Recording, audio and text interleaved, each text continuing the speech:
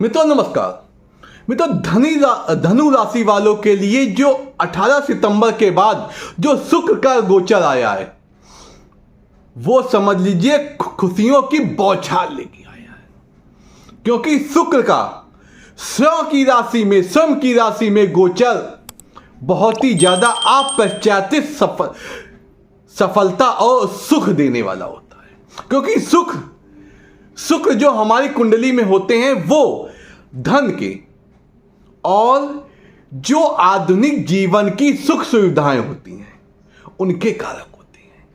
धन तो बुद्ध से देखा जाता है, लेकिन उससे मिलने वाली जो सुविधाएं होती हैं वो सुख से देखी जाती हैं। सुख हमें वैभव, जीवन से संबंधित जो भी सुख सुविधाएं होती हैं, चाहे वो मानसिक, शारीरिक और चाहे वो वैवाहिक, वो सारी हमें सुख से ही प्राप्त होती हैं। इसलिए शुक्र का गोचर धनु राशि वालों के लिए बहुत ही ज्यादा खुशियों की सौगात लेके आया है। अब बताएंगे कैसे आपके जीवन में 18 सितंबर से और 15 अक्टूबर तक क्या परिवर्तन आएंगे। लेकिन डरिए नहीं, ये जो आएंगे आपके जीवन को सुख देने के लिए, जो अभी तक आपके साथ नहीं हुआ वो अब मिले, क्योंकि आपके वैसे भी दिन अच्छे चल रहे हैं और इन खुशियों में आपको होता नहीं है कि मीठा ऊपर शहद, अत्याधिक मीठा ये होने वाला, बशर्ते आपको कुछ चीजों को ध्यान रखने की आवश्यकता है। देखिए ऐसा है कि सुख आते हैं उसके साथ में दुख का एक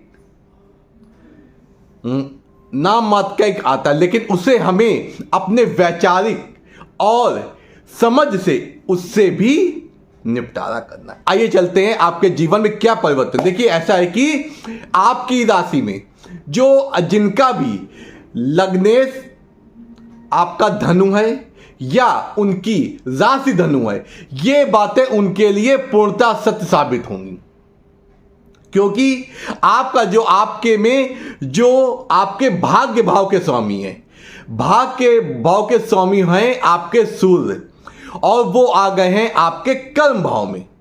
भाग्य से जो आपको कर्म मिला है, जो अभी तक जो सुविधाएं की, जो व्यापार या आपको जॉब मिली है, उनमें आपको अब सफलताएं मिलेंगी। बस आपको कुछ चीजों का ध्यान, आपको अपने अनुशासन का ध्यान रखना है और अपने क्रियाकलापों का ध्यान रखना है। वो क्रियाकलाप क्या?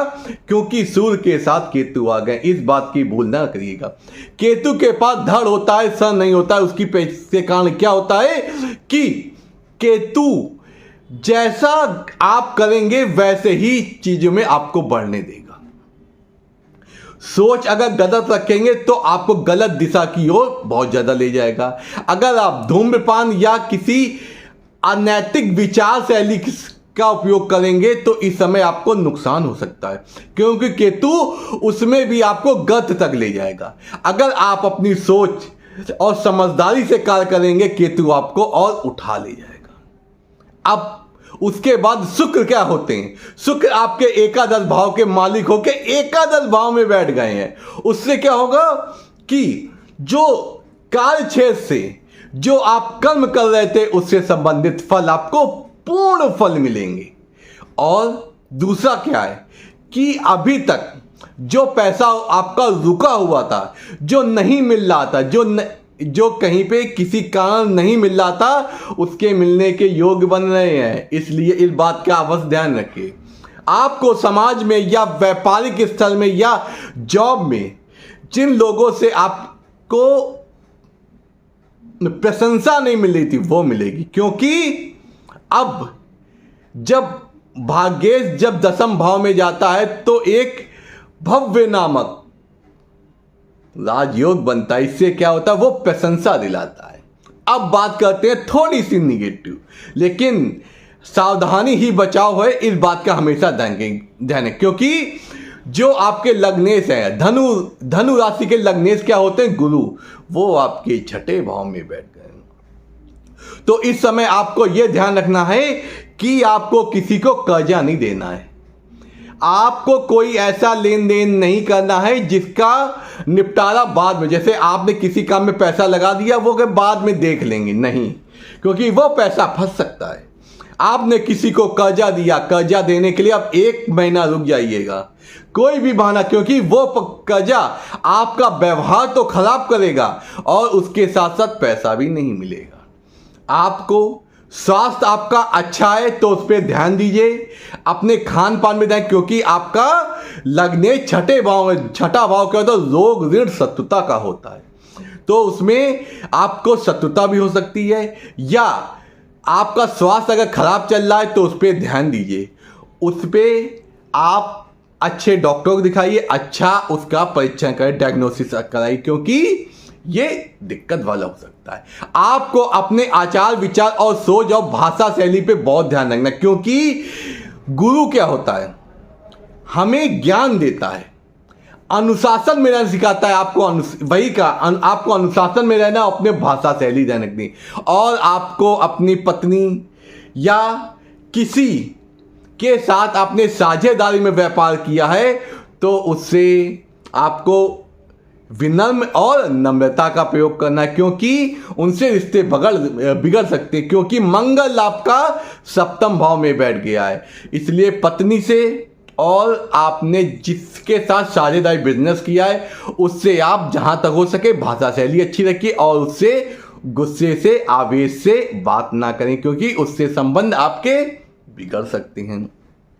और आपका भाग्य, वाह वाह वाह क्या कहना, क्योंकि शनि सस योग बना के सीधे आपके भाग्य भाव को देकर, शनि की दृष्टि खराब होती है, लेकिन इस समय जब सस योग बना रहा है तो शनि इस समय प्रसन्न मुद्रा में बैठा है। जब शनि प्रसन्न मुद्रा में बैठता है तो वो विष तो नहीं देता है, लेकिन आपको सम देता है, आशीर्वाद देता है, और आपके जो कर्म होते हैं, क्योंकि ये आपका कर्मा होते हैं, जो आपने जो अच्छे कर्म किए होंगे उसका प्रतिफल आपको अवश्य मिलेगा।